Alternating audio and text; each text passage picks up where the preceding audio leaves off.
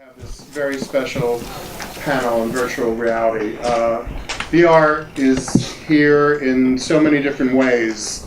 In our hospitality lounges, we are showing little snippets of things that vary from documentaries to games, and that's just the tip of the iceberg with virtual reality. And we have a team of experts here, so I'm not really going to go into any depth because I would embarrass myself.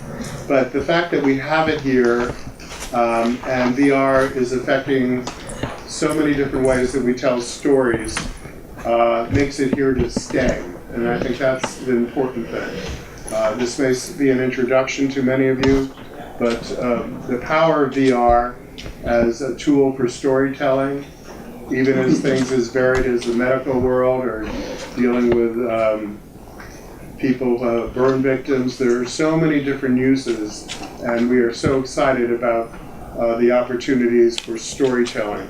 I want to thank THX, who is the sponsor of this panel. They've been a great partner with us for many years. They actually approved everything in this theater and this building here during the construction of this theater 17 years ago. I'd like to introduce NATHALIE MATHE, who is the moderator. And if I really took the time to read her resume, we would be here for probably another hour, because she is so impressive in her work in computer science and in filmmaking and in animation. It's just extraordinary to have you here moderating it. She is the creative director and founder of Native VR, and her newest project is Uturn VR. So please welcome NATHALIE.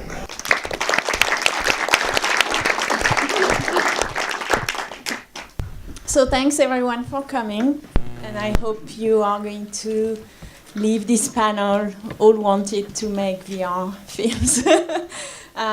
So let me introduce all of our panelists. We have expertise from very different areas on this panel, so we will be able to cover from the beginning of creating, shooting, directing, and distributing, and the kind of the whole life cycle. So next to me is Paul Klim, and he's the director of content and services for Samsung.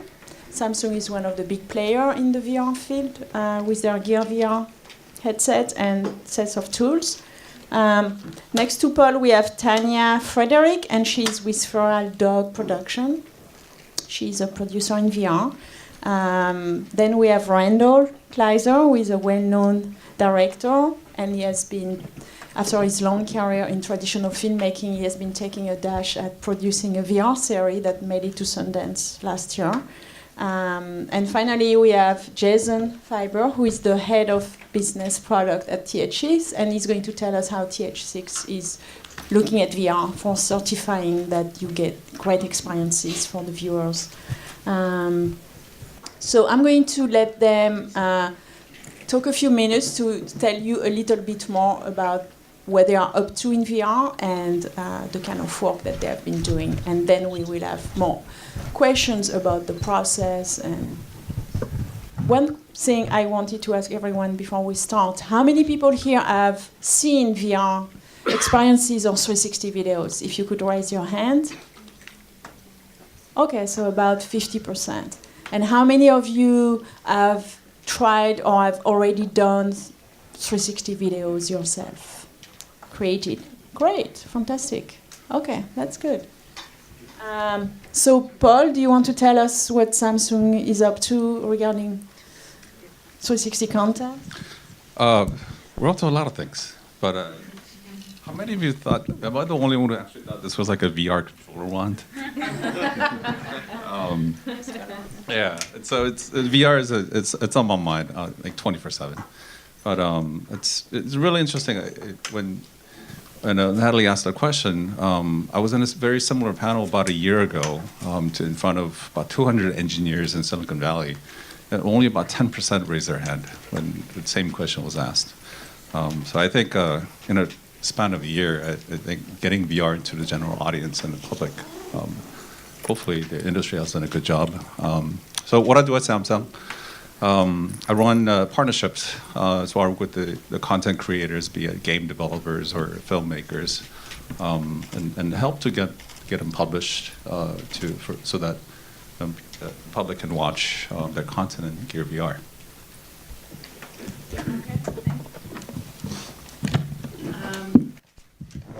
Okay.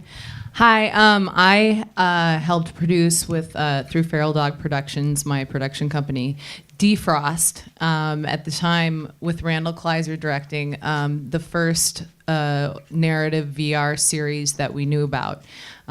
So we are still hacking our way through we have the 12 episodes in the can, and we went to Sundance with our pilot.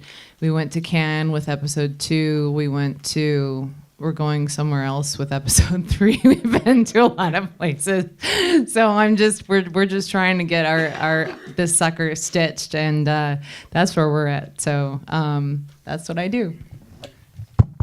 Well, about 3 years ago, my brother, who's a visual effects supervisor, showed me the Oculus Rift, and I was blown away by it and felt like I was there in this Tuscan village walking around.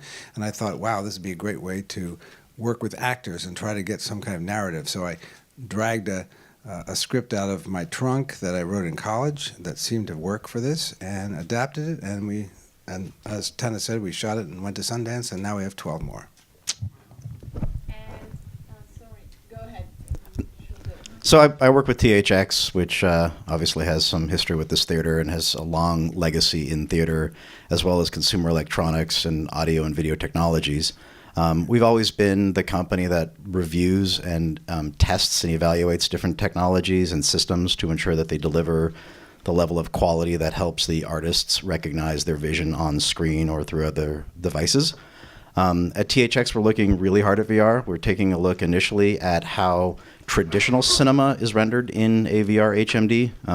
I don't mean to use technology terms that aren't known. HMD is the thing you wear on your head. It stands for head-mounted display. So when you kick back and want to watch a film, you should have a great picture, you should have great sound, and given the legacy of our company, we feel we're in a good place to help make sure that that experience is as good as it can possibly be given the technology.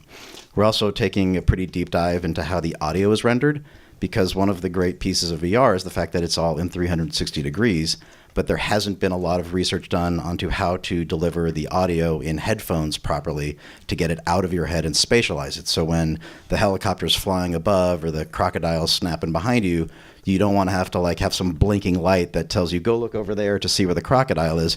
You want to hear it and be able to turn as naturally in the real world as you do as naturally in VR as you do in the real world. So we're looking at different ways of helping VR creators and content creators and HMD manufacturers and everyone in the ecosystem ensure that their experience is as good as possible. We are going to start discussing more the storytelling aspect and writing for VR. Why did you choose, for example, to tell a story from a first-person point of view? Why did you think it was a good? It felt like it'd be interesting to have the audience portray the character and have eye contact with the other actors, and that we found really, really works. When we've shown it to people, some people talk back because you're not used to having someone right in your face that looks like they're there talking to you without answering back. And so we found many, many people talk back. A lot of people get emotionally involved, get tears in their eyes, and so it was an experiment that really worked much better than we thought it would. And was there any differences in writing the piece the whole series? Well, the fact that it was for 360 video? Yeah, it's designed sort of like theater in the round, except reverse, where you are the viewer, and around you is are the actors. Also, we wanted to feel like it was reality, and so there are no cuts. Each episode is done in one shot, so that you feel like you're really there and it's happening to you. And each episode is like 5 minutes long? Yes, 5 minutes. Okay. Because we found that at this point, with the resolution, which is not the greatest, watching VR, that 5 minutes is about what most general people want to watch before taking a break. And of course, kids will just go watch hours and hours of it. But people like normal people, they won't do that. And it gets foggy in there sometimes. That's right, it does. Tanya, do you want to tell us, because you are both the producer and actress on this film, so maybe we can start with the acting aspect of what drew you into it and what was different acting. Sure. I've done both a lot of indie film, and I do a ton of theater and have done so since I was 9, and mainly my base is theater. I'm LA based, but I've done year-long runs of theater. And so when I've been wanting to work with Randall forever. And so when Randall came to me and said, hey, let's try, I remember first I saw the Tuscan Village with Claude Lelouch watching it. And I was like, he was like, mon Dieu. Sorry, I don't speak French. But he was watching it and having this experience. And I thought, wow, this is terrifying and isolating. And seems like the scariest thing that anybody could possibly engage in if you're in an artistic community, especially if you're in theater, you know, and you want this communal experience of the audience intermixing with the creative. And so I took it on as a challenge, because I thought, if something scares me this much, then I want to produce it and I'm going to take it on. And what I realized is that this has the potential to trump film and theater, because you're completely immersed in it, and all of the actors ended up sort of treating it as you would theater in the round. And we were lucky to have all of our cast be very learned in theater and have much theater experience. So taking that on, we just started doing things that you would do as an actor. We didn't. When somebody didn't, I mean, at that point we were using 2 GoPros for our pilots. We just wrapped them together with some gaffer tape, and then when somebody was saying their lines, the other people didn't speak. So we were doing it very, like, as Orson Welles said, the absence of art is the enemy of art is the absence of limitation. So we just utilized what we had at that point, and acted as we would on stage, and just did one long take. When that was done, if we screwed up right in the middle, we started over, you know, and we all adjusted to it. And it was fun, it was exciting, it was like very Judy Garland, and you know, let's put on a show in a barn, and it was a whole new world of excitement and possibility. Did you need like a lot of rehearsals with the actors, or did you choose like more stage actors? Or? The rehearsals were usually like, we'd have a table read, then we'd do a blocking rehearsal, and then we'd shoot. And everybody was so good that we didn't need to do more than that. And we did 2 episodes per day. Maybe you can tell us a little bit about the creators that you work with, or that come to see you. Like, what are you looking for, and who are they? Those people who want to do VR. Yes. Gosh, there was a couple things, a few things what Samsung want to do, and other hardware manufacturers, is to create the tools and make them, you know, provide a tool set and the hardware so that creators really leverage this medium. For example, my colleague over there is shooting this panel in 360 camera right now. You know, up until last year, stuff like that wasn't commonplace. But now, I was over at the Oculus Connect 3 conference yesterday. You know, audience full of when Mark Zuckerberg was speaking in front of about 2,500 people, I must have saw like at least 5 or 6 360 cameras. More becoming commonplace. We like to work with the creators, and then people adopt and get familiar with shooting in 360, which is the easiest method of creating VR content. Otherwise, they have to get into know how to create content and game engines. But it's extremely approachable. Anyone could, shoot a 360 film and have it, stitch it on your phone and post it to Facebook and YouTube in about 10 minutes. And that's for like general content creators and the public. For the professionals, and we've been getting a lot of feedback from I guess the pioneers in the VR filmmaking space. The typical request that we get is, can you make a professional camera with a stereo and episonic audio, 4K screens? That's like a #1 ask that we get, and eventually we'll get there. And even the form factor of the devices will become much easier and even more portable.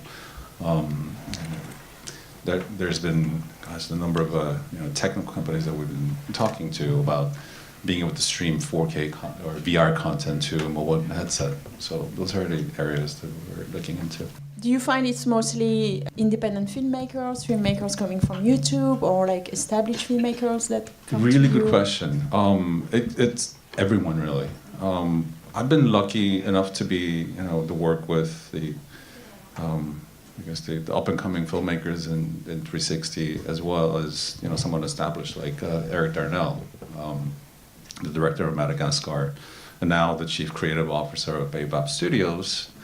Their focus is to create 360 animation and create IPs. I believe it is the first VR company that started with the VR animation. Now they're partnered with a production company to make that into a full feature-length film, which I find that absolutely fascinating. And that's one end of the spectrum. But I do observe that the indies, independent filmmakers, are really probably the most creative and pioneering. I think my take is that a lot of the major studios will learn from the independent producers. How much work was it for you guys to finish your piece compared to a traditional film? Because obviously, if you shoot like one take, you didn't have to do much editing. But then, what is different with VR? And yeah, for the audience, if you don't know too much about VR, I'm sorry, we didn't go into too much details. But yeah, there is a difference between what some people call 360 video, which is, like a video that you can turn around and look and see everything around you, and content that is more computer generated, like games or animation, which is a bit different because you can move inside of it and more like a game, and you can have other options. So we are more talking about 360 video on this panel so far with the expertise that we have. So sorry, to come back to the production process, how is it different for you as a director or as a producer to handle all the post-production? Well, since we were working with the Ozo camera in its infancy, that we used the prototype, there were certain things that we didn't know you can't do, and we did them all. So we are now paying the price. You can't get actors really close to the camera when you have 8 lenses, because if you stitch them together so that the faces are perfect, the background will be out, and if you stitch the background together, the faces are out. So now we're having to go in and cut out the faces and put them in. It's been a year of trying to fix what we did wrong, but when it's done, it'll be really great. But yeah, so that's what we're doing. It was all one take, but the editorial process is stitching. It's always fun to film VR and do the 12 episodes and get them finished in 6 days, or we shot one in whatever. But it's been really challenging. But the cool thing about post I've been finding, because I knew nothing about this coming into it, so I was a newbie, is that our first pilot, which I said went to Sundance, was stitched by IM360. Our second was stitched by Deluxe. Now for our third episode, we've had to really problem solve and almost create our own indie sort of workflow. And so we've found a nuke artist. We're ordering the equipment ourselves, and instead of going into post houses, there are so many rising young students and brilliant millennials who are so much better and more, I don't mean to offend anybody, but so much more in the know, and we've brought some wonderful kids on, not kids, but to me they're kids, but on board to finish our post flow. So so we have. So that's how we're finishing it, and it's almost in this, like I said, like in this almost independent sort of fashion where we're not depending on a huge house, post-production house to finish it, because we just plain can't afford it. Not only that, but the post-production houses are not ready for us. We were doing a mix of the thing you just saw, and when you're in the mixing stage, you say, okay, over on the right, that's actually behind you. And so the mixer's there trying to put the sound behind you, but looking at it there. And so you can't do it because you get all confused. And when you're finished looking at it, you put the Oculus on, and everything is in the wrong spot. So, you know, we haven't figured out how to mix yet. Maybe you can tell us how. Well, I should add, I mean, one thing that we've learned, because we've talked to a lot of companies that are content creators, is that there are no standards right now. So exactly what you've gone through, I've heard multiple people say, and they're all doing it differently, which is not helping the problem, right? If everyone makes their own workflow, all you have is a bunch of workflows, and nobody can learn from one to another because it's all different. So, How do you recommend we do it? well, at the moment, it's contributing the knowledge that you have. What we're, you know, there's different groups coming together to share information. So there can be standards. There can be a how do you render 360-degree audio? How do you stitch together 360-degree video? How do you create standards for interactivity? How do you manage frame rate to give the, you know, to avoid the lag and, you know, all the different things that you have to take into account when you're building a VR experience. So what I would recommend is that anyone who's done it and has experience is to just publish what you're doing. There are groups being formed to take that and then create from that a standard which will lead to a certification. The gentleman who is working on our post has done that, and there are forums which are extremely helpful, and he's gone on and we in turn, I mean, that's all we rely on. I think that's one of the most incredible things and the fun things about the VR world is that when you create in the VR world, we're all reinventing the world together, and we're all inventing this world together. We're not reinventing the wheel like in film, and everybody is really cool about sharing information, which is really exciting. I have a question about mixing. Have you seen where people wear the headset and mix that way? Sure. Yeah. I mean, there's all kinds of tools. I mean, there's a gentleman named Robert Marguleff, who's a pretty well-known producer, who's part of a company called Here 360 that is, with his partners, developing a 360-degree mixing tool. Now, some of this is geared for music, but obviously it has the same relevance to dialogue and film content. So there's a lot of guys from the film and music industry that have moved into VR to try and help solve these problems. So basically the way that their system works, and there's others too, I point them out just because I spoke to them recently, is you have a 360-degree sphere and you sort of indicate from a spatialization engine where you want the content to go. To quickly address something, there's two different ways of looking at the way that surround sound is created. There's channel and object. So channel is what you typically find in like your home stereo system where you have speakers placed around you and then you can, through the channels, move it around. But in game engines and with Dolby Atmos, it's object oriented. So you specifically take an item and you place it here in a virtual engine, and then when you play it back, it's exactly where you want it in space. That's 50% of the problem. I won't bore you with the other 50% of the problem, but it involves how your ears perceive sound and how each of us have different ears. And so the way that we spatialize audio in headphones is different. But as I was telling Paul earlier, we could spend all day talking about that. But the answer is there are mixing tools being developed to solve that exact problem. Yeah. And I have a comment about what Paul's company has done. With the Samsung VR, when you wear that, you can have this spatial setting, which some of the other viewers don't. So whenever we show our things, we say make sure you use the Samsung VR so that you can, listen over there and look, and it's right there where you want it to be. You have to figure out the creative part of how do you tell a story in 360. And then you also have to figure out all the technical part. And the technology is also evolving very fast. So every month you have a new player or a new tool set that will allow you to do what you had to do manually before or in a very cumbersome way. And yes, there is a lot of sharing also among creator and app developer and all of those people. So that's like a great place to be. Like if you want to influence what the next tools are going to be for creating this kind of content. Like if you are an early creator, they will listen to you, like what you want, what you need, or you can test their tool, whether it's at Google, at Samsung, at Unity. You know, they are all developing those kind of tools for filmmakers and creators to be able to create content for 360. And I think as new creators, or if people want to move into 360, then you shouldn't be afraid of jumping into this mess, because that's what it is right now.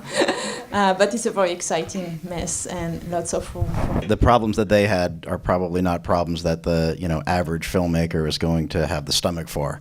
So if you're going to dive into it, be aware of the tools and understand sort of what your end product should look like. And one of the big things is don't tilt the camera. That makes people throw up. Or if you move the camera around, I mean, people have these little thetas, and they go and they shoot it like this. That'll really make people sick. Don't tilt and don't move fast, right? Yes. Oh, I can.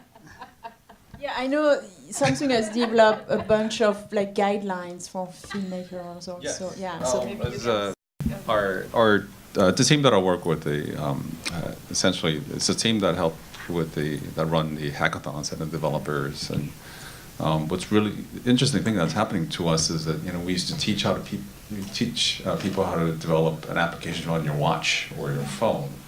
But now we're also helping the community, the creative community, to shoot in 360. That we do provide guidelines, like some of the basic ones. If you don't ever take a camera and run around, it'll be extremely difficult to watch inside the headset. And Rando mentioned, don't break the horizon.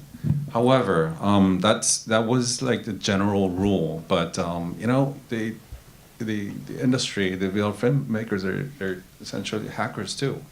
And Chris Milk actually broke that rule on the latest piece that he was involved in. How many Mr. Robot fans? How many actually watched the VR piece associated to it? Do you guys remember the breaking the horizon scene? So, I mean, maybe the rules are meant to be broken, but I guess my point is that the community is doing, they're breaking the rules, they're trying new methods, and it's absolutely fascinating that everybody's solving problems together. Yeah. And where a lot of people talk about, what about editing in VR? It seems to me that most of the time, if you fade out, fade in, that works pretty well. I've seen ones where there are actual cuts, and that sometimes works. But Chris came up with a way to draw your attention over here, and then he changes the setting over there, so when you look back, it's different. And that's kind of a cool transition. With all the content that is out there, do you guys find that some content is more appropriate for VR than other type of content?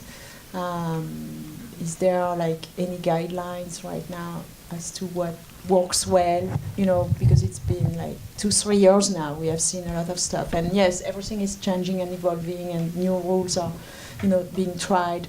But as a general, kind of lesson learned, is there anything that works better in VR, or that you would want to do in VR and not in traditional film? At USC, where they teach VR, they ask each student who's going to start one, why are you doing this in VR? Can it be done flat? And if they can't answer that, then they don't give them a green light. And yeah, because a lot of stories you don't need VR, but you have to come up with a reason why you're looking around. But I think that's incredibly intelligent, because right now I think we need filmmakers, we need good narrative storytellers to be stepping up to the plate and creating VR. We need new filmmakers out there who are going to take the tech and find stories that justify the tech. Not just that you're doing an interview with somebody and you have no background, that you're going to turn around and there's nothing behind you. It's just that you're sitting next to whoever and doing a VR interview. It's fine that you're at a rock concert. That's exciting, but there is a call, I think, to artists just coming from from a theatrical and writing background, for people to be creating good narrative story content, because this is our future. This is going to be there's going to be a huge hole in narrative content and narrative VR and episodics. It's going to be when there is a platform for monetizing from a series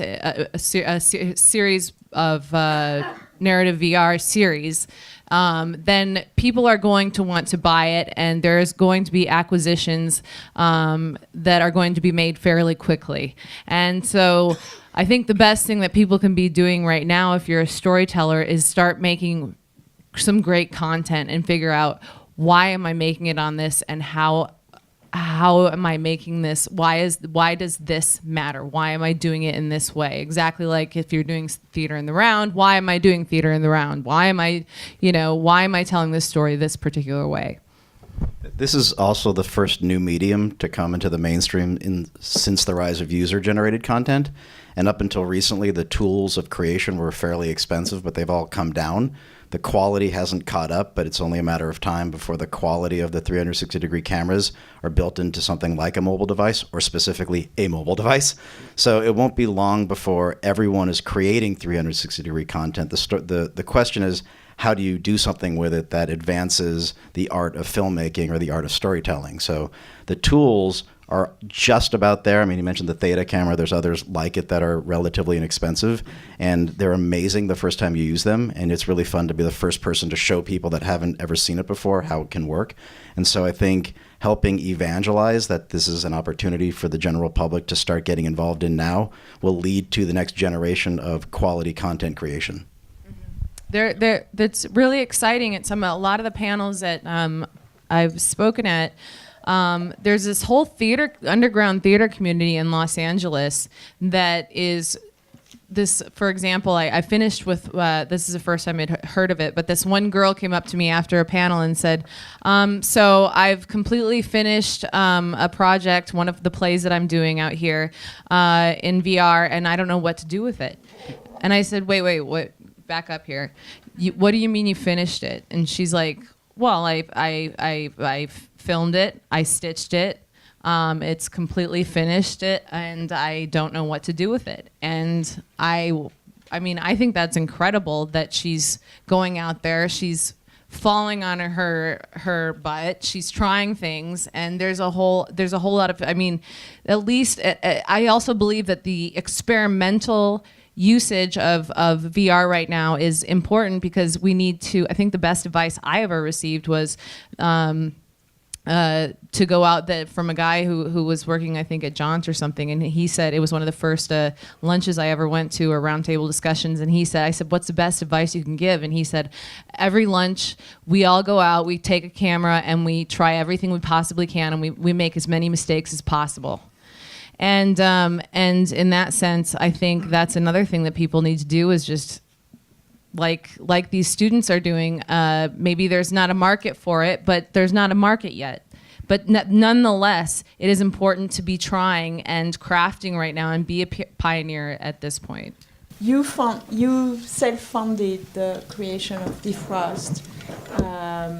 Maybe we can ask on the Samsung side what are their plans for helping creators and have great content on their platforms. Yeah, oh, absolutely. I think last few days, earlier this week, there was an Oculus Connect 3 conference that Facebook and Oculus put together. And one of the key messages from Mark Zuckerberg was that they've already committed over $250 million on VR content creation, and they have set aside $250 million more. Everybody clapped. It's a really good news for the industry. And that doesn't mean that all the funding is going to games only. Half the experiences that run on Gear VR are videos and also games.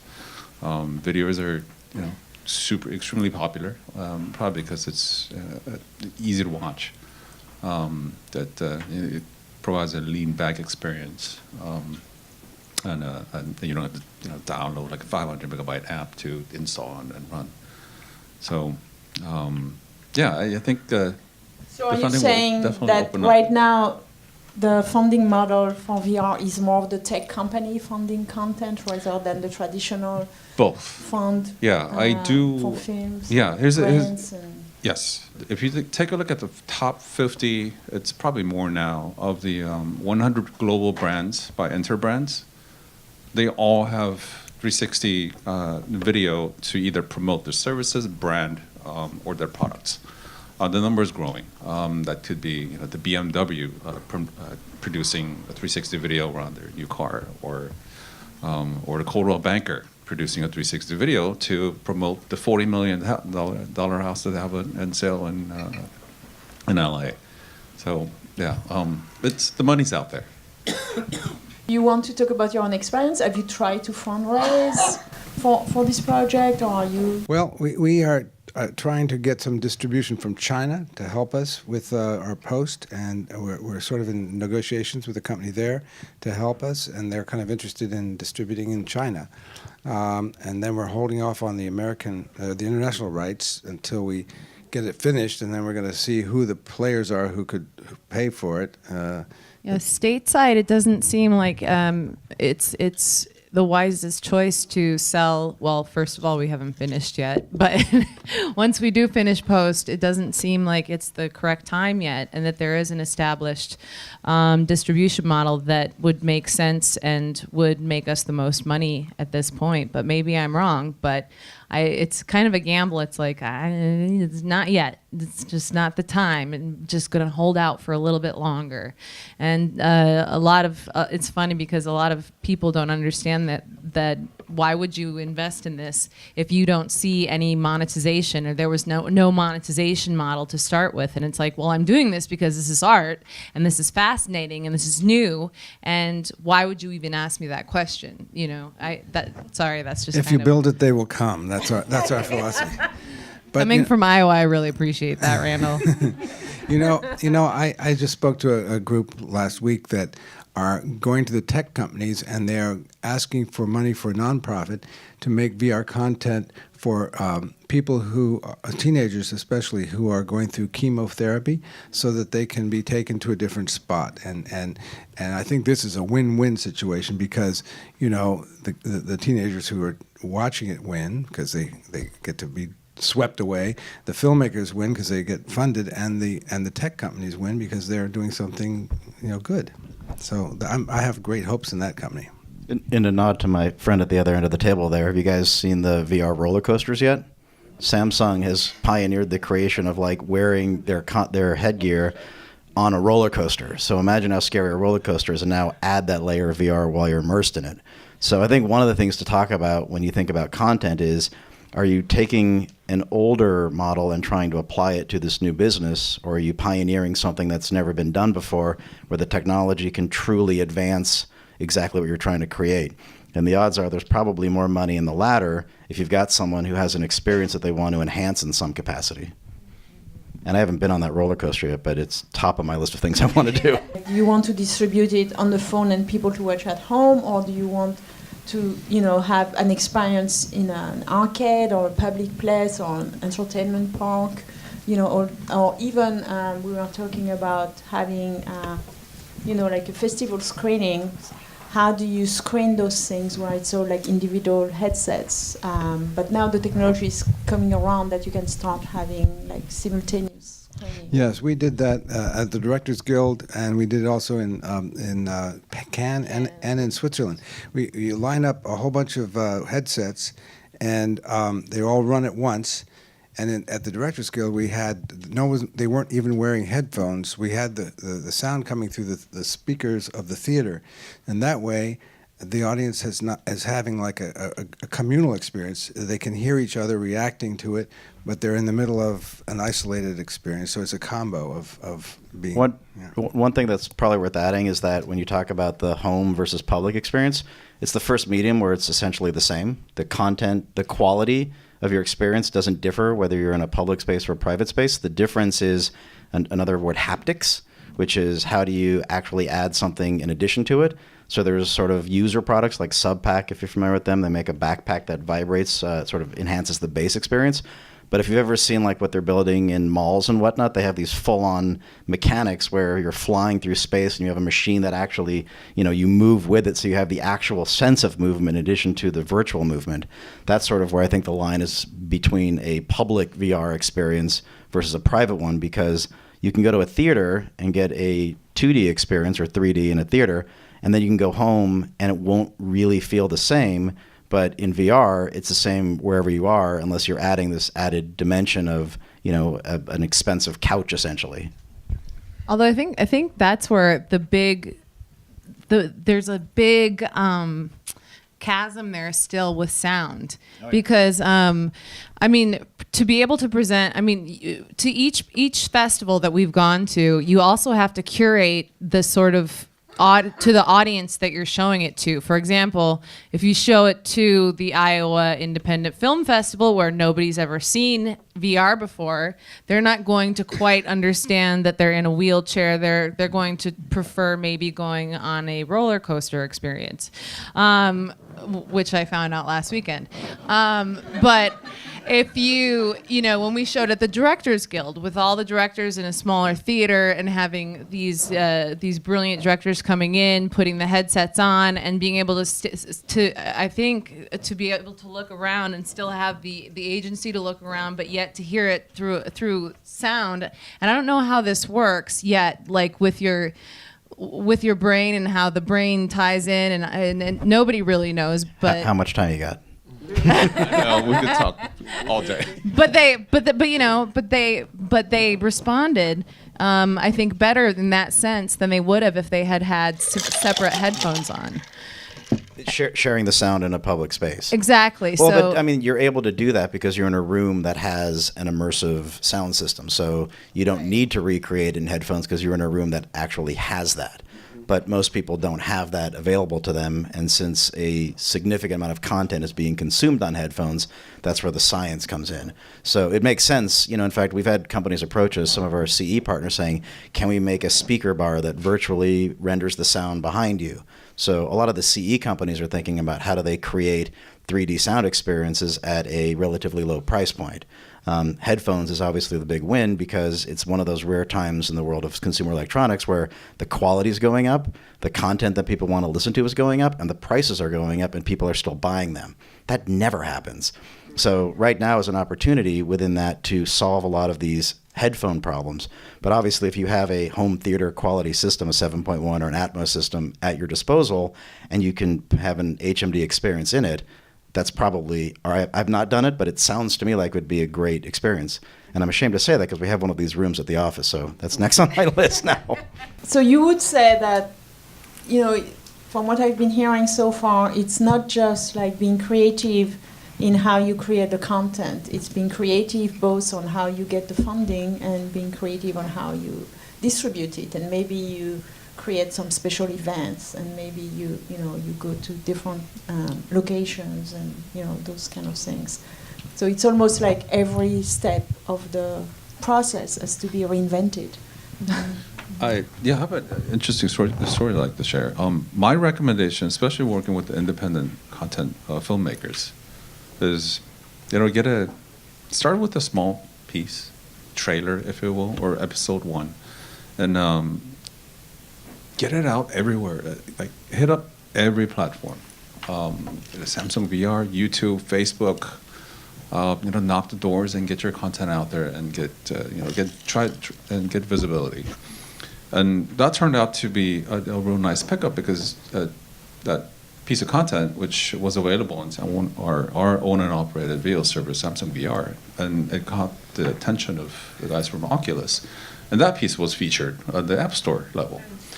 Now that established a direct connection with the Oculus folks. Now they're in the discussion for funding. Okay. Yeah. So you need to have a demo, basically. And get it out there. Yeah. One of the other things that we've been experimenting with is smells. There's in Defrost, it starts off in sort of a hospital setting. You go down the wheelchair goes down the hall, and then you meet the family, and we spray them with kind of a medicinal smell at the beginning, and then when they go into the room to meet the family, we spray perfume. It's like it feels like you're meeting your family, and people didn't even know that we were spraying right in their faces, spraying these things, but they thought it was really cool. Yeah, Randall was like, "Get away! You're too close! You're spraying it right in their face!" And people didn't notice that I was emitting lavender. My character was emitting lovely lavender. That's a hardware feature we're gonna have to put in our headset. We can show you how to do it. Smell-o-vision is back. Yeah. Harold and Maude. Yes.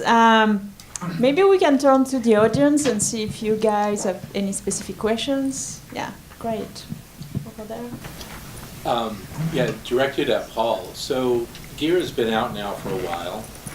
You have quite a few pieces in there. Can you talk a little bit about penetration by territory and hours watched and things like that? Gosh, I can't get into the exact numbers, but the devices are now available globally, including China. Now Chinese consumers can go out and buy a Gear VR headset with the app distribution, only because Facebook has no foothold in China. Samsung, the apps are distributed through Galaxy apps. And I guess I could probably mention some of the numbers I was discussed during OC3. It's it's in the millions of devices. The content watched approximately 50-50 on video and other interactive, and 50% on 360 videos, and then 50% in interactive experiences, including games. If I recall, I think Max Cohen from Oculus mentioned. We unfortunately don't, but I think anecdotally we could kind of assume that it's going to be geared towards 20, 40 males still, yeah, and you could kind of see that by looking at the content that people are watching, that it's like, oh yeah, that's definitely some bunch of guys.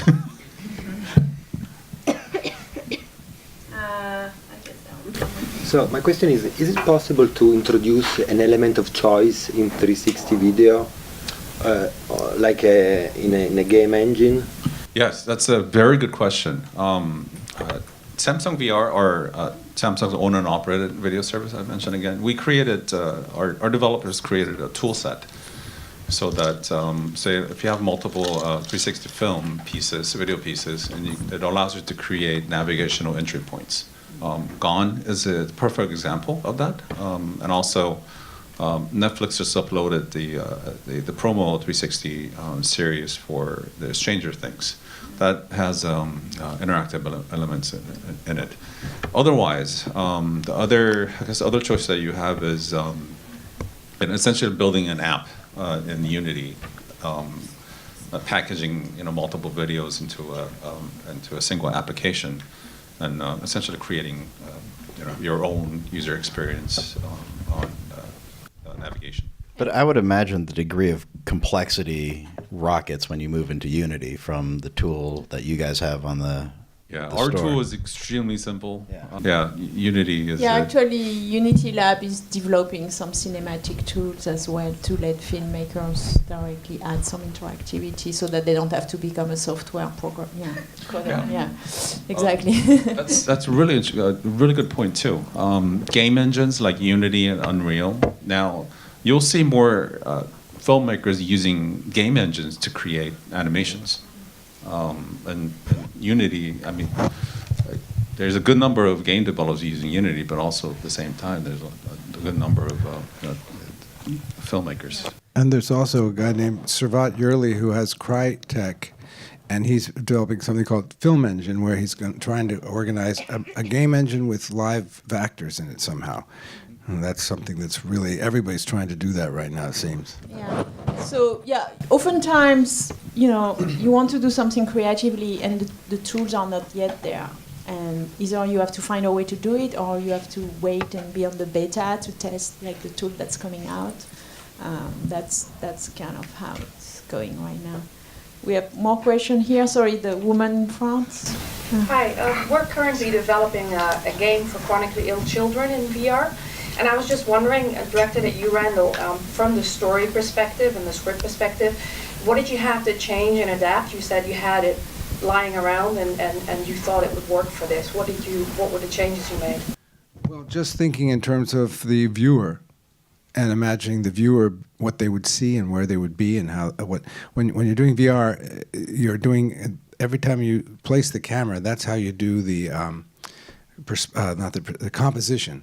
You know, everyone says there's no composition in VR because it's everywhere, but the composition is where you put the camera, and that is the statement you make. And so you think about what the kid would want or where they'd be or how they'd react and put the camera there. And on that note, I'd like to say, too, that it's amazing that you're doing that, and we've been talking a little bit about the use of VR in medical situations with burn victims. They've used it and utilized it and found it to be incredibly effective. And our team, Mario and Daniel Kenyon, have been working with a company in Switzerland and up at Stanford with our, because ours is first point of view with the idea of body transference and just what can happen if you stay long enough in the VR headset and how that can maybe transfer, you can actually feel the transference from yourself into the other character, the actual avatar.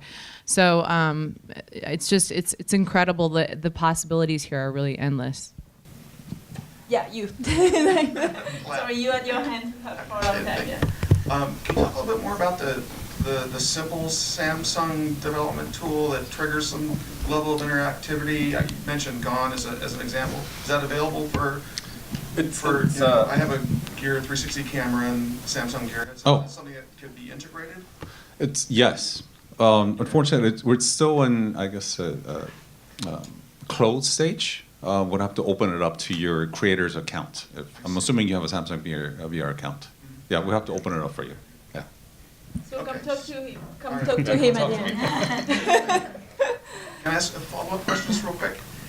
Because Randall, you said something about regarding mixing audio, and you said that you kind of nodded at Paul and said, but the Gear VR, you know, it gets it. It gets the 360 audio thing. Did you have to mix specifically for the Gear VR? We did a 7.1 mix, and that works in this headset.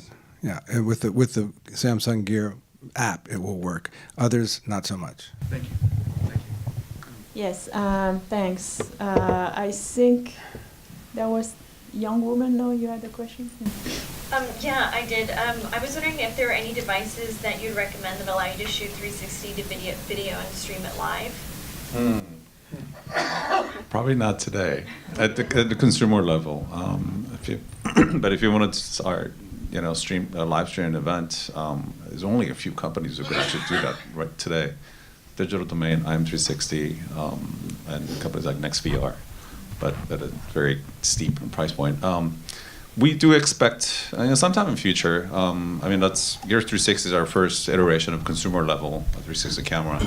And what you just asked is definitely a huge, probably like #1 ask. But sometime in future, I do expect. There is Aura that's supposed to be a small camera that does live stitching, but then you still have to do the live streaming part on top of that. So, go ahead. Anyone can answer this question. I was wondering what your experiences were moving the camera in 360 video. Does it have to be diegetic, like in a wheelchair, or are there other ways that you found to move the viewer instead of locking them into one physical position? I think you could use a Steadicam, something like that, but they have to paint out the rig and paint out the people because, if you're carrying a camera, you see the person carrying it, so it's very complicated. Moving the camera, all I can say is don't tilt. That's. Actually, if you move it at a stable speed, they have found out it doesn't make people sick, or most people. Like if you can put it on a car, be on a constant speed.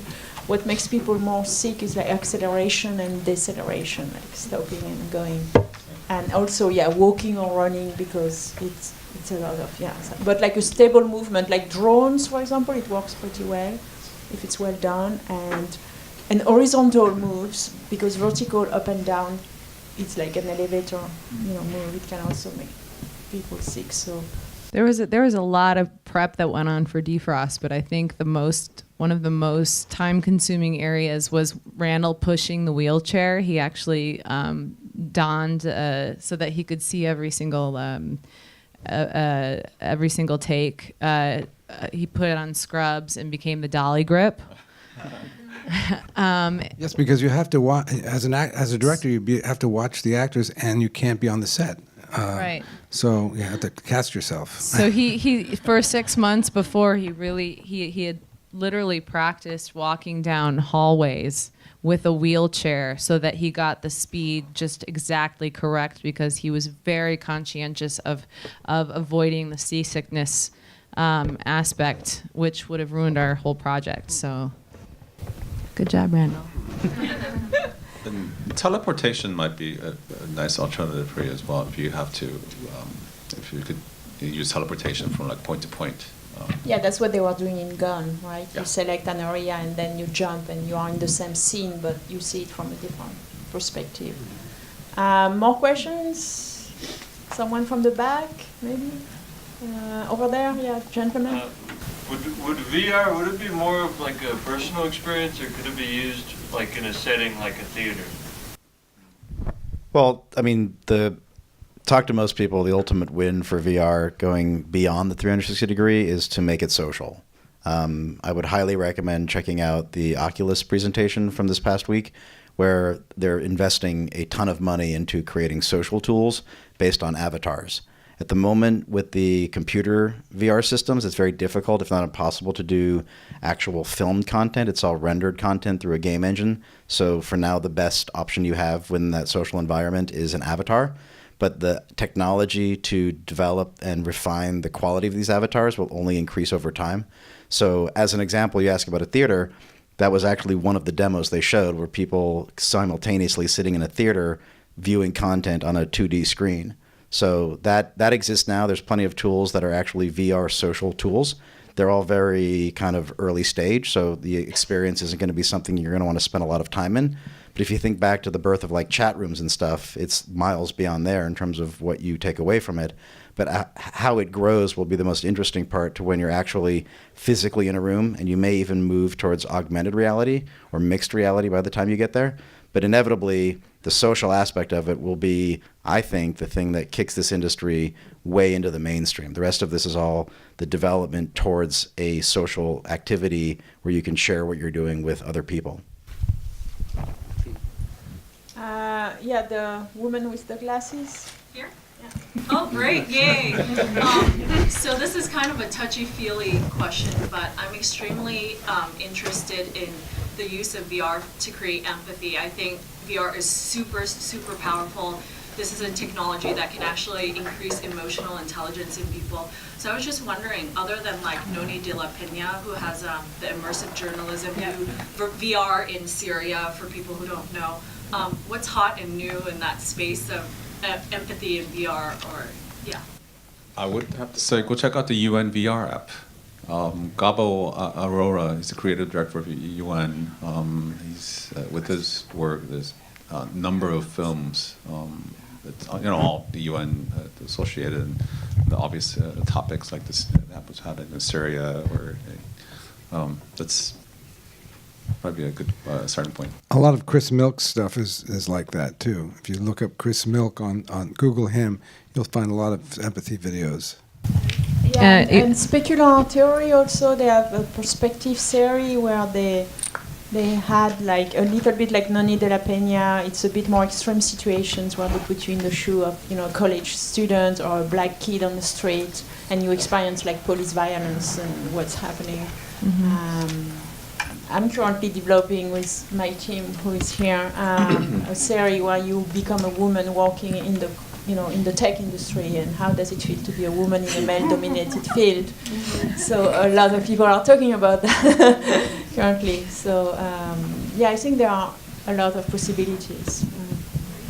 Yes. On that very note, actually, directed at the panel, but dovetailing on that, I was at a different film festival and actually met a guy who was funding specifically VR, looking for things to fund. But my question for you on his comment is, he's focused explicitly on journalism and news. So my question for the panel is, based on this logistical discussion, is that even possible? Absolutely. Oh yeah. Yeah, That's what I absolutely. want to know. Yeah. Is it- So that's where he's investing, because he wants to present the news in a way that engages Americans, because he doesn't feel they're engaged, and he thinks VR is the only way to pull America into the news. Yeah, I mean, some of the partners that something we work with, CNN, New York Times, Wall Street Journal, USA Today. I guess I would love to be able to have all the reporters go out there and take those cameras out in the field, and have when they write stories, which gets posted on their website, and then that article page on the web can be watched in VR with the photos and the videos taken with the 360 camera surrounding you. Technically possible, actually. So we'd like to see those things getting implemented. Yeah, definitely. Some of the tech is getting simpler, and for live news where you don't have the time to, you are not rehearsing with actor, you don't have control of the environment and what's happening around you to, stage everything. You need easier to use equipment that you can set up quickly and shoot and run, and and easier stitching, and all the steps that sometimes now are still like bleeding edge. They are getting better. So yeah, news and documentaries are a big thing for VR as well too. Yeah. Yes, go ahead. This is a question pretty much for anyone on the panel, or everyone. I'm primarily interested in hand-drawn 2D animation in VR. Okay. Do you know of any content that's happening in that space right now? There's the famous cat on YouTube. Simon's cat. Yeah, that's I think the only one I'm aware of, actually. What about Angelica's Dream with Quill? Oh, very good point. So are you talking of content that is already drawn for you, or content that you can draw yourself? Content that you can draw yourself, and so you'd use VR as a... So there are creative tools in VR like tilt brush, and now there is Medium where you can sculpt objects. Yes, there are a few tools. Or Luna, where you can create your own world and move stuff around. You cannot really draw, but yeah, you can 2D art in VR sort of sounds like 8-bit, retro sort of thing. I mean, being able to create something unique that is 2D in a 3D environment is sort of an added layer of challenge, because the medium naturally lends itself to 3D. So, you take, I don't know how many old people are, but the famous music video from Aha, sort of the 2D into 3D video. So that was sort of one of the things I come out of the music industry that was inspiring to me, was you can actually now be in that video. So I'd love to see something like that. I think there's a lot of opportunity with VR to take, things that are not going to look great in a sort of traditional sense, but with VR will actually make them look even better as you move from one sort of style to another. That could be really interesting. Kids growing up with really violent games, and as a parent of grown children, I'm relieved that I'm not raising kids right now, because I feel like VR is going to be a place that's really scary to me. I mean, I think I work in the medical field. I think the medical aspects are awesome. I think that everything that you guys are talking about is awesome. But it scares the crap out of me, the idea of kids wearing these headsets or whatever and watching incredibly violent, realistic stuff. Or porn. Or porn, whatever. It doesn't but that becomes their reality that they take with them out every day, because they're not sitting down and reading a book and being thoughtful and taking kind of time that's different. It's real. And how does that impact young minds that are still being mapped? I think that every person that's ever done a mass shooting in America has done video games. They have to have. And this is just going to make it worse. But on a hopeful note, I mean, I know that there are a lot of guidelines and there are a lot of sensors now being put into place, especially with you know, especially we don't know what it's doing to developing brains. We don't know what iPhones are doing to millennials' brains, except that millennials are now having less sex than any other generation. Yeah, it's true. And so, you know, there should be more studies on that. And that's when I say, what do we owe as ethical, like, artists to the up and coming generations? What do we owe to our children? I mean, there are there's a great experience that my friend just directed on bullying, where a child you know, commits suicide, and you're a standby watching it, and you're not involved, and therefore you're still you know, an active participant in by not calling out the person on that. But there are being very, very quickly, there are a lot of censorship. But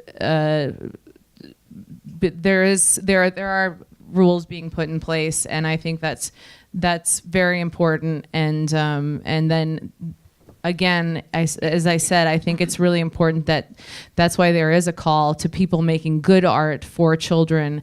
You know, virtual reality, ET, so to speak, or, you know, other films that can be watched, VR experiences by children. So, I mean, I find that equally as terrifying. With every new technology, there's a dark side to it. I mean, there's, you know, games can be fun, games can be dark. You know, you get chat rooms in Facebook, and then you get cyberbullying and the rest of that. So it's, I don't mean to sort of confirm your fears, but they're legit. I mean, there is an entire section of thought devoted to the ethics of VR and how it will affect you when you have a realistic experience. You watch a kid being bullied and then commit suicide, you engage in some sort of violent activity or something that's not age appropriate, and how it's more realistic than it was in any other medium. So there's actually a lot of thought being put into how the individual reacts to the experience. I'm not a doctor, so I can't address, you know, sort of how it affects the brain or anything like that. But I would have to imagine that the more realistic something feels, the more sense of shame or guilt or thrill or whatever it is that you take away from it. And I think there's a lot of room to address that. In fact, someone asked me if I was going to start a VR company tomorrow, I would say therapy, because I think that's going to be a pretty significant need as people react to these experiences. So, but at the same time, VR can be an extremely powerful empathy tool as well. Because most of the VR experiences, everybody I spoke to, nobody ever forgets their first experience, like VR experience, because it becomes an episodic memory. It's not like you're watching a piece of, you know, like a video on a tablet. It literally gets written in a different part of the brain, and it. VR enables you to put yourself in literally another person's like shoes, and see the world in a whole different perspective. So I think a lot of positive things could come into it. I was talking to one of my old partners, how his company is creating essentially a training tool for the Santa Monica Police Department, so that the public and the police can kind of help and understand each other. Yeah, thank you. You wanted to comment? I was just curious, is Samsung sponsoring any real research to answer these questions? Some of my colleagues have done research in both in the U.S. and also in Korea. Is that data available? Not publicly. Why not? Stanford VR Lab is doing a lot of research on psychology and the emotional impact and empathy and measuring, the effect of people. And yes, what I would say. That's what we've been doing for Defrost, is we have to set up the camera at a specific angle at two experiences at two specific times within our very first pilot, one where the daughter says, I love you and I want to call you mommy, because it's first person, but we have to have it has to be at a specific angle, and it has to be, we have to bring Carl Weathers back, we have to bring me in, and then they study the particular brainwaves at these two very vulnerable times, because they'll bring people through. And I don't know all the logistics of it, but that hopefully will render something, you know, and they're very, I really appreciate the work that they're doing to find out, like, what is this doing to our brains? How is our brainwaves being, how are our brains morphing from this material, from watching this? How about just how you feel about yourself when you go through it? Right. Are you traumatized after you watch it? I mean, people have taken the headsets off. Well, from our experience, who have had strokes and thrown them across the room. You know, is that, should we be playing that for those people? But Probably not. Also, a lot of people have cried, emotional, very emotional. Gotten emotional and cried and held hands with one another. So, you know, there's so many possibilities. But the sooner that they start getting the protectors on for children, and they start watching, I don't know how they're going to do that, but the sooner the better.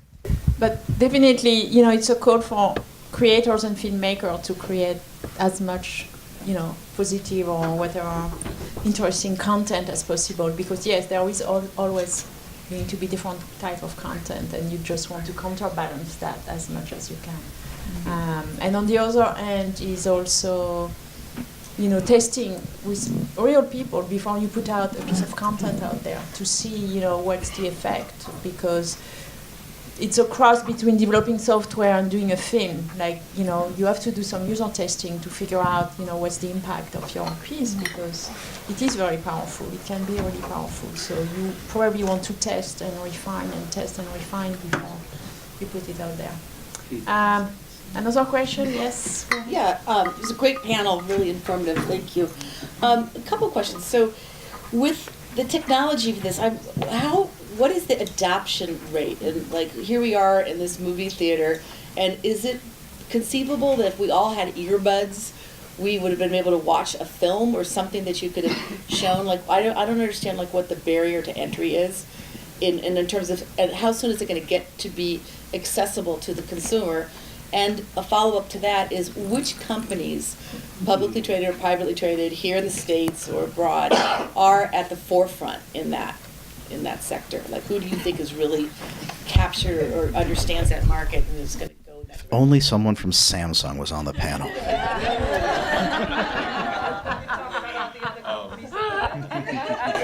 I gotta try to be as neutral as possible. You know, from the lowest end, there's always a cardboard option. They're like $1 or $2, you know, plastic or paper headset that you can put on any of your like phones, really, to experience. I guess entry level VR, I'd call it. $20, yeah. Yeah. Put it over your phone. Or on the higher end of the mobile VR headset, there's Gear VR, but it only runs on Samsung Galaxy phones. I mean, you could walk into Best Buy today and pick one up. I've seen, you know, but I think I've seen Gear VR being sold in Macy's too, at the Best Buy kiosk. So they're very accessible. Do you carry one on you? I do. Can we see it? It's in my car. Oh, okay. But I think we're actually doing a demo in the lounge. So you can take About a year ago, there was a pretty big milestone moment where the New York Times included a cardboard viewer. It's a Google's technology it's essentially a 360-degree video viewer, and the New York Times included it for every newspaper that was released on that day. Like a million. Yeah, it was millions. Yeah. Millions of cardboard viewers were given away for free, and essentially it is literally a piece of cardboard with 2 lenses, and you put your mobile phone in it, and you can watch a 360-degree video, and it's compatible with the Apple mobile devices, the Android devices. So in terms of accessibility, it's one step above free. I mean, you can watch great 360-degree video content anytime. And the New York Times has a great app that has continually refreshed content, and there's Jaunt and all these other places. So you can get the content really cheaply now, and it's just how far up the kind of technology chain matched with budget are you willing to go? At the high end, there's the HTC Vive, which is now a consumer product, which has motion and has hand controllers, and then there's a generation of technology that's not yet released coming from Magic Leap and other companies like that are AR, MR, VR hybrid products, and that's, you know, that just sort of keeps going up and up. But in terms of entry level, I mean, I'll say free if you had a subscription to the New York Times a year ago. I will be a walking billboard for Samsung here and say that we really only, our experience looks best on the Samsung headset, and we recommend people only at this point watch it on a Samsung headset. And there is, and if people ask me what should I buy, I say get a used, go on Amazon, get a used Verizon phone if you have an iPhone, and download material, and then the 2015 phones have now just gone down to, or headsets, the Gear VR headsets have now gone down to $60, which.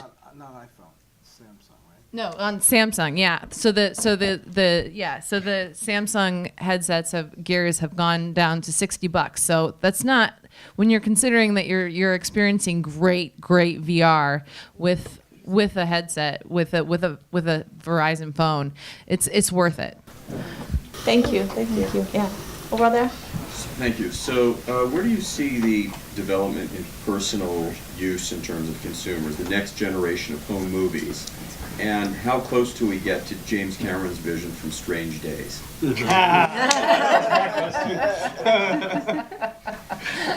Brandon, you want to take that? No, why don't you? I'm still no. This is coming from the mayor of Beverly Hills, if anybody cares or wants to know. Oh. That doesn't matter, right? But is this going to replace home movies? You're going to go to Disneyland and take your own version when it becomes. Yes. Use that, and so how is that? You'll be able to then trade memories with other people. That's. So, like I said, there are already consumer grade 300. I hate saying 360-degree video. There's got to be a abbreviation for that, but there are already consumer tools that you can buy. Ricoh makes a product called the Theta. I know Samsung's got their product, so you can take those videos now. I think once people can do it, I don't necessarily think it will replace home movies, but it'll certainly be an additional home movie.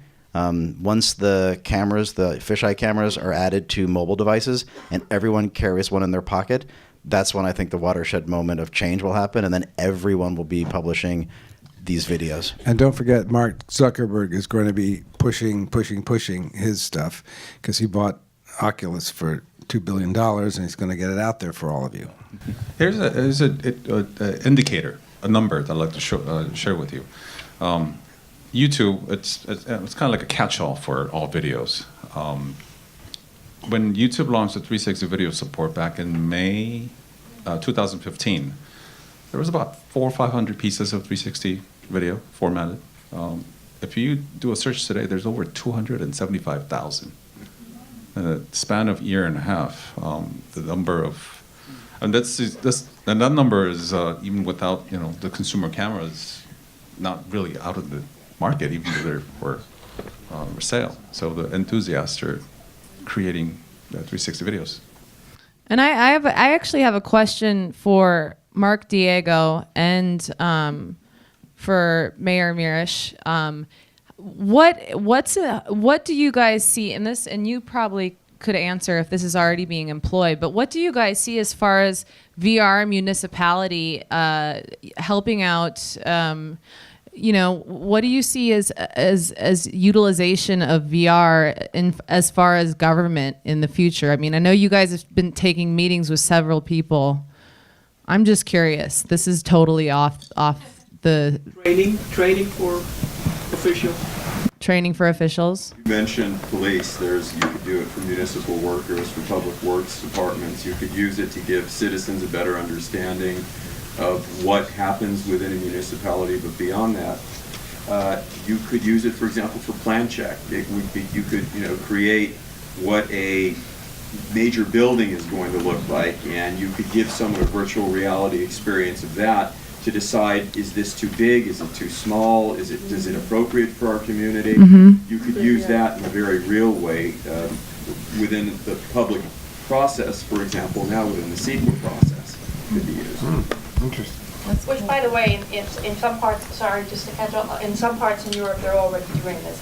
We worked with a city in Almere in the Netherlands, where we actually looked at some of their real estate developments, and were able to do a virtual walkthrough of that development without anything ever having existed, and see what the effects of the development is, whether shade, what about the weather effects, and all those things. Wow, wow.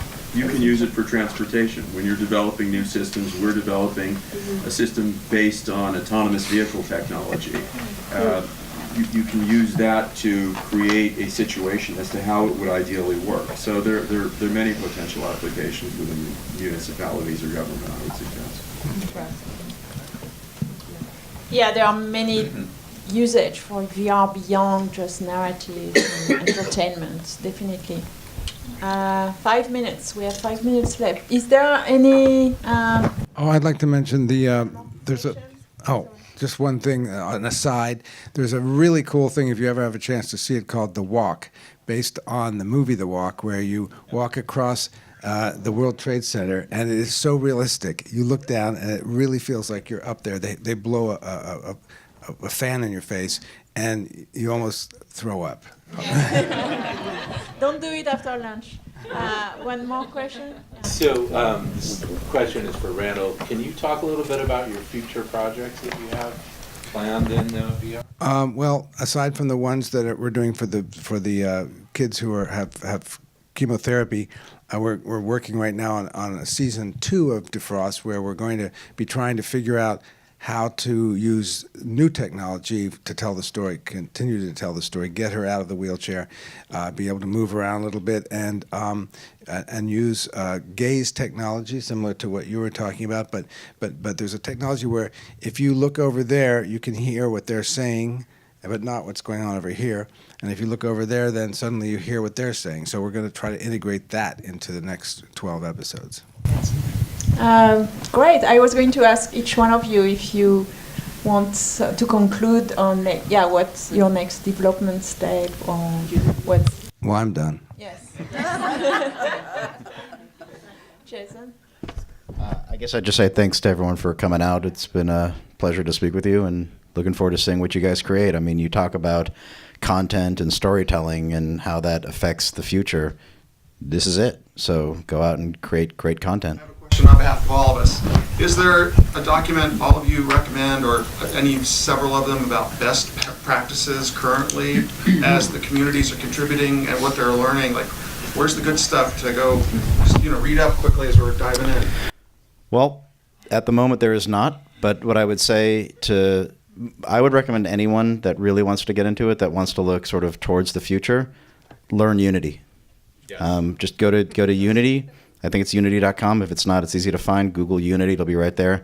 That is the game development engine that is running a significant amount of VR. And much like 20 years ago, you taught yourself HTML and you figured out how to build a website, teach yourself Unity and learn how to build content in VR. Okay. And any thoughts about live action, 360 filming, and editing and all that? Yeah, there is not one place. There are like Facebook groups that you can join that are discussing those topics, like 360 video professionals, or 360 filmmakers. There are a lot of meetups in the Bay Area, LA, or New York, or almost everywhere now, where you can go and meet with people who have done it and talk to them.